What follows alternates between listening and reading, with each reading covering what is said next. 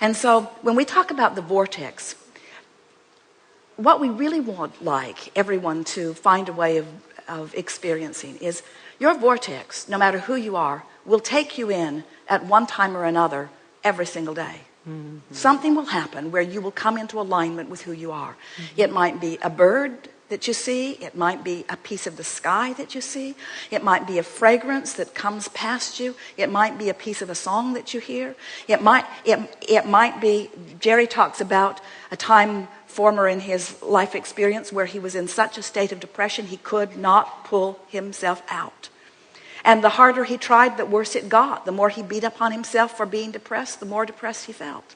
And then one day, he just followed an impulse to go down and sit on the rocks overlooking a lake. Drove for a little while, sat himself there, and a family came. They were not aware of him, would not have wanted to be aware of him because he was sort of lurking and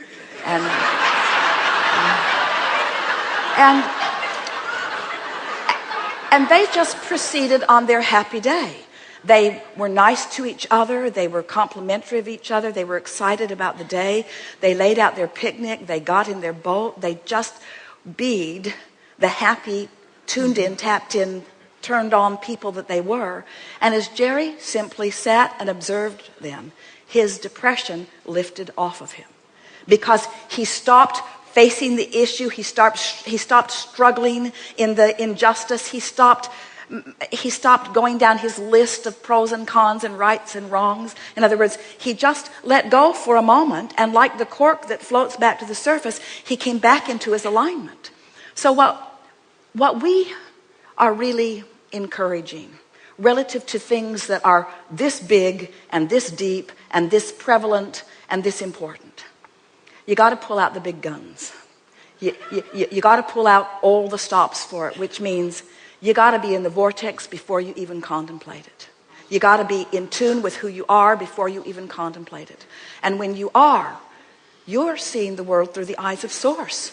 And when you're seeing the world through the eyes of Source, if a child is learning to walk and walks into your room and isn't very good at it and falls down, you don't say, "Get up, you little dummy."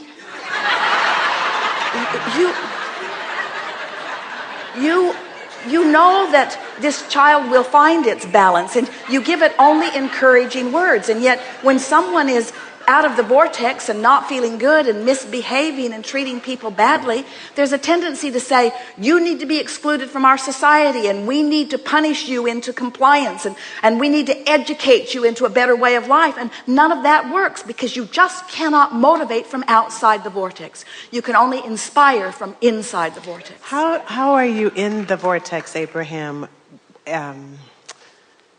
And honor the pain or the discomfort. Can't do it. Can't do it. Can't honor pain. Okay. Pain and joy are very different frequencies. But isn't it bypassing? Is it bypassing to focus on the bird or the cat without acknowledging what happens? The emotion. Here's what happens as you take the subject that is bothering you the most out of the equation just for a moment by saying, "Can't do anything about it anyway. I can't change all these people. I can't fix it. I can't fix it if I want to. I can't do it this red hot minute anyway. Yeah. What I really want is alignment. What I really want for them is alignment. But what I'm really wanting is to feel my own alignment." So you just kind of try to talk yourself into that general place. But then, if you will meditate and quiet your mind, when you stop thought, you stop resistant thought. When you stop resistant thought, your vibration raises. Yes. When your vibration raises, you come back into the subject at that different perspective, you see. So what happens is, as little by little, you allow the vortex to train you to that higher frequency, two things begin to happen right away. The first thing that happens is, fewer of those people that were behaving in that way have access to you because it's not as active in your vibration. Yes. Now, some would say, but isn't that putting your head in the sand? Isn't that just carving out this little nice world for yourself and leaving all of the others out there to deal with whatever it is that they're dealing with? And we say, it might be that, but the alternative doesn't work anyway. In other words, you can't go out of the world. Yeah. You can't get sick enough to help a sick person get well. You can't get poor enough to help poor people be prosperous. You can't get mean enough to help mean people get nice. You see, you can't feel pain about their suffering and be, as Jesus was, in vibrational alignment with their well-being. You just can't do it. You can't make those vibrational shifts, you see. Yeah. So is it appropriate for you to feel the sting of injustice? Of course it's appropriate. That's part of the sifting of the contrast. You couldn't give birth to the brighter, better world if you didn't see some of it that isn't so good. You couldn't ask with the clarity that you do. But there are millions of people, there are billions of people that are sifting through the contrast, who are asking, who are putting the rocket into their vortex, and Source is answering, who are depriving themselves of the very answers that they seek because they are so focused upon the problem, you see. And so little by little you come into alignment. Little by little you allow the vortex to train you until it just feels natural for you to feel good.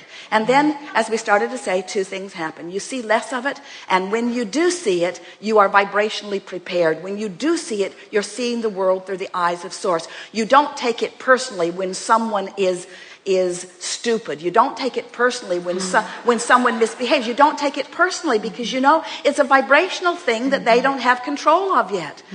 Everyone wants to feel love. We promise you, everyone wants to feel good. They just don't know how to do it. And so it's just going to take more who are doing it unconditionally. Unconditional love says, I am in alignment with who I am regardless of the situation. But it's asking a lot of you to look at something that just yanks your chain and rings your bells in a very negative way, and to ask you to just turn the other cheek and be at one with it. That isn't what it is all about. It's about letting yourself see it, letting yourself feel it, let what you really want be born within you, and then tuning yourself to who you really are and to what you really want. And little by little, the world becomes a place that likes itself better. But we want to say this in a way that you can really feel it from us. And it's going to feel off to those who are so wanting to be of service to the world that you want to go out and feel their pain and wrap your arms around them and bring them home with you. We just want to remind you, Source energy, that which man calls God, is standing in the vortex welcoming them in. And even God doesn't leave the vortex. Because if that were to happen, you wouldn't feel the disconnection. In other words, Esther will say, she said it on a pretty regular basis, Abraham, come out of the vortex with me now. Yes. Because I don't like the separation and I can't get in, so you got to come out. And she discovers we never come. We never, ever, ever, ever come. That's the way all of this works. In other words, Source energy always maintains the highest vibration and the greatest love that has been created. And you have no choice but to line up with that, you see. So when you look at it that way, when you realize that there are plenty of people who want to feel better than they do, and so in your attitude of wanting to help them, you step out of the vortex into your awareness of what's troubling them, into that frequency where you now no longer have connection to the resources of your Source. Yes. And now that's why you really feel the rage and anger at them, is because it's like, whether it's someone that you love who is struggling with something, or someone that you don't like at all who is struggling with something, as you observe them in their struggle, you feel negative emotion because you cannot stay in alignment with who you are as you observe their struggle.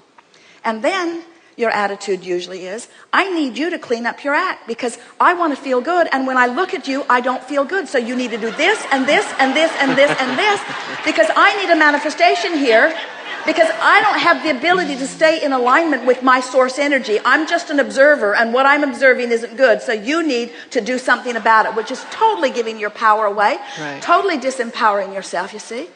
That what unconditional love is, I have the ability to tune myself into vibrational alignment with all that I am. I have the ability to love you. I have the ability to see you in your success, even when you're demonstrating your lack of it. Yes. I have the ability to see you well, even when you are currently sick. I have the ability because I practiced when you were asleep. I practiced when you weren't around. I practiced when it was easy. I practiced when I was in my treehouse. I practiced when I was watching the sunset. I practiced during my meditation. I practiced during the beautiful music. I practiced Yes, my alignment yes. with Source, and now I can unconditionally Yeah. offer this love of Source. I got it. Oh, thank you. Yes. Yes. Yes, you do.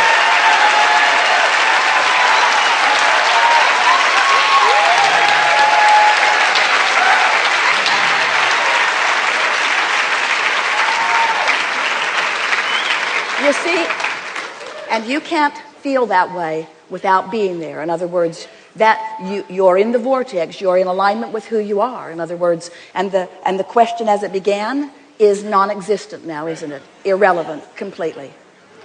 Very good. Now what?